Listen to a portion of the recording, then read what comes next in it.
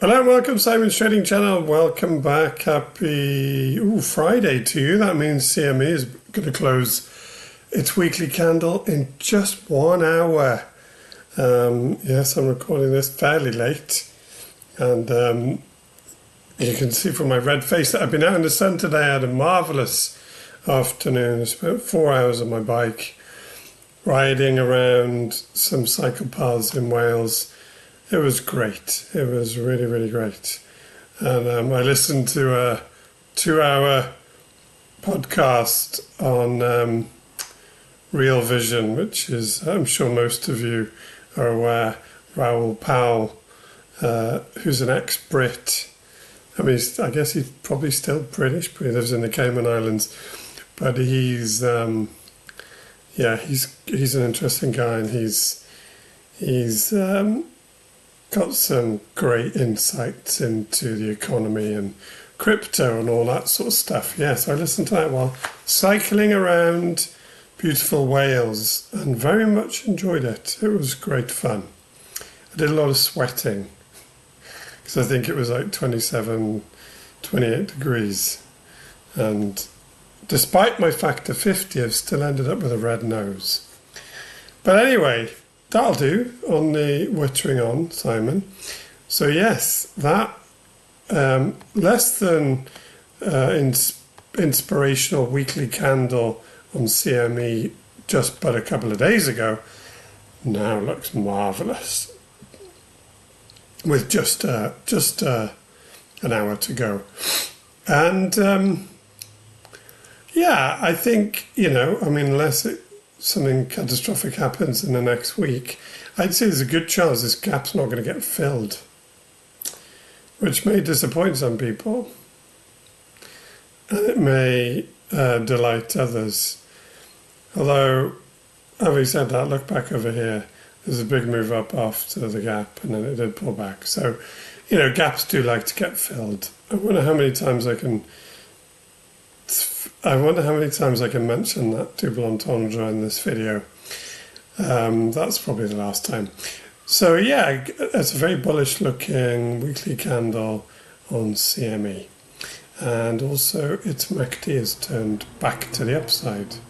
So you can't look at that in a very bearish manner, in my humble opinion.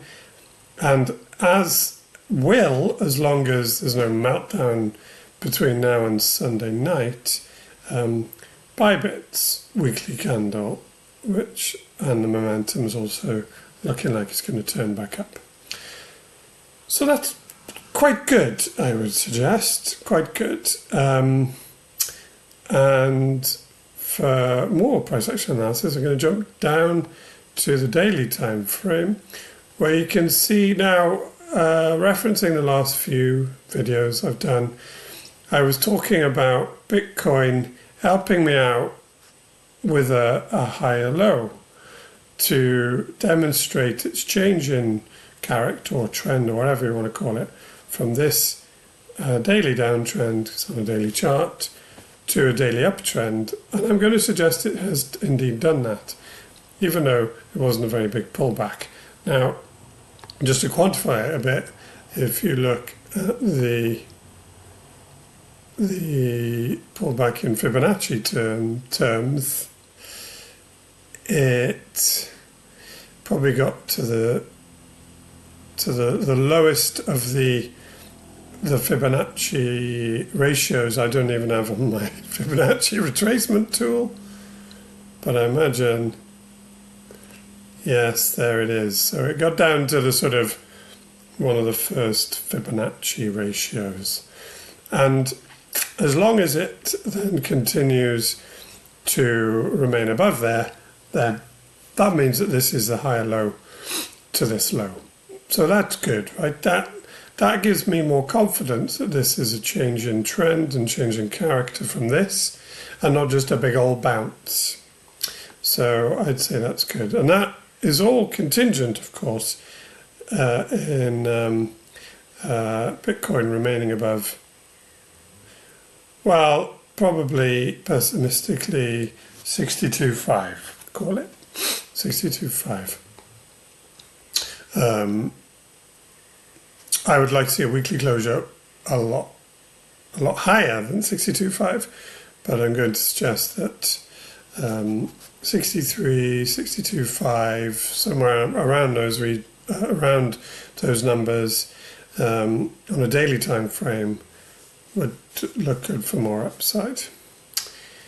And you can see the MACD, i.e. my momentum indicator, is a good amount above the zero line now, and it's quite far. I wouldn't take this number with too much as significant, because the MACD is a fair way away from the zero line. But yeah, looks like it's going to continue rising above, basically, probably call it 62,000. And yeah, that also would suggest to me that momentum on the dailies to the upside, therefore more upside first, probably.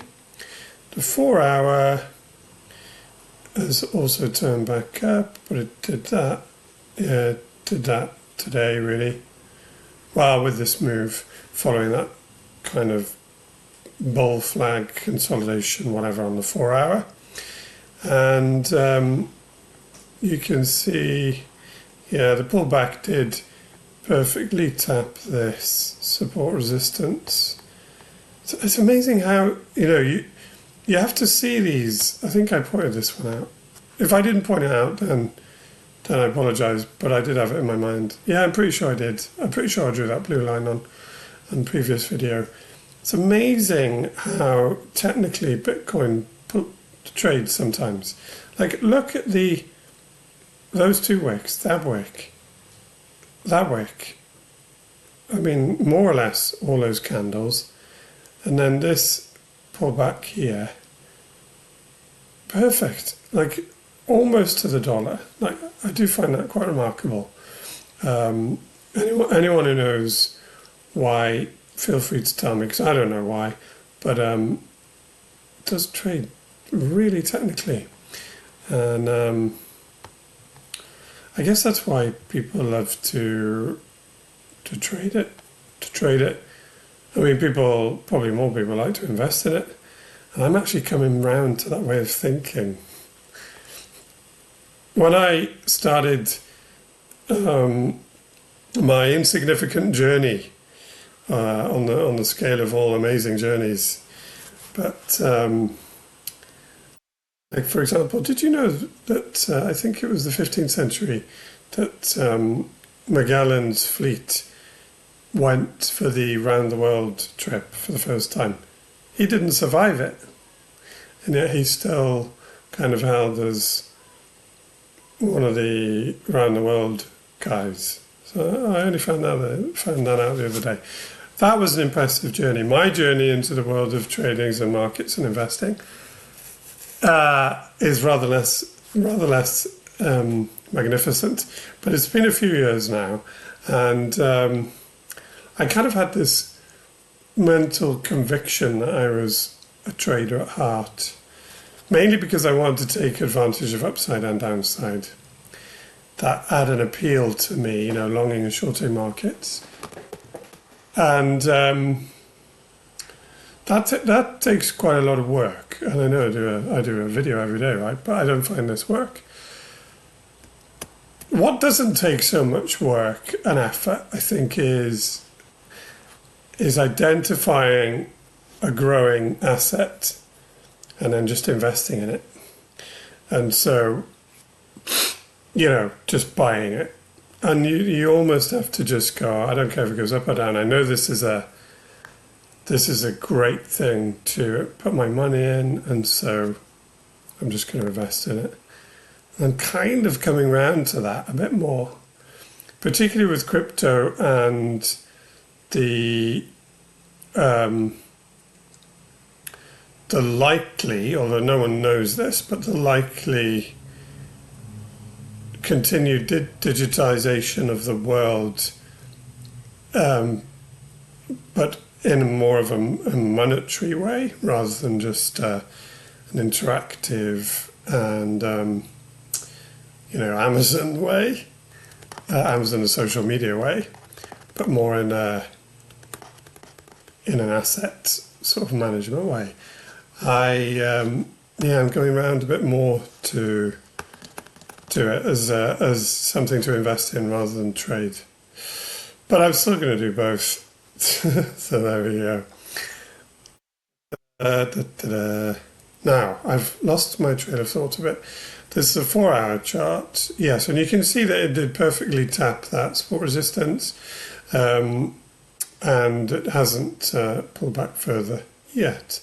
Now, where would I start to feel extremely secure that Bitcoin is likely to go on to make new all-time highs on this move? Okay. Well, when it gets to new all-time highs. Okay, but, excuse me, if I was trying to make a prediction, remember, predictions are neither here nor there really, but I would go back to the range of doom if you're going to force my arm on this. I know you're not, but I'm just going to do it anyway. I go back to the range of doom and I just have the bottom at 60,000. I know it doesn't work too well now, but that's what I would do. And I would reflect that the midpoint of the range of doom is around about 66k. And so for me personally, I want to see a weekly candle close above 66, and then with more buying pressure and more upside, continued daily uptrend. And I think if that happens, then Bitcoin's got a really good chance of at least getting to the top of the range, which is at 74k. And I think if it whacks its head up against it another couple of times without then breaking down below on a weekly time frame, 66,000, I think he's got a really good chance to then go on to to new all-time highs. And I think when it does that in a meaningful way, it's going to go a lot higher. Now, whether or not that happens in the near future, I'm not so sold on. And I do wonder if Bitcoin spends a bit of time sort of consolidating in the high 60s, low 70s, before making like another $10,000 move or something. So yeah, but there you go. So yeah, weekly closure, 66k. That would look awesome.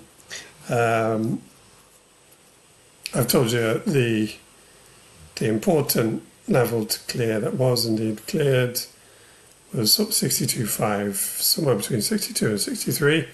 And let's hope it stays above there. All right, that was a long video. I hope you've enjoyed it. If you have, please like and subscribe. That'd be marvellous. And I hope you enjoyed my new surround. I think this one's called like a neutral or something, aka boring. But yeah, if you have enjoyed the video, then come back tomorrow, because I'll be doing it for Saturday. And we'll see where CME actually closed. I think it'll be somewhere near to probably 66.5. All right. Oh, no. I think it'll be, I've just checked where it was now. I think it'll be somewhere around 67. Okay. Goodbye. Enjoy what's left of your evening, and I'll see you tomorrow.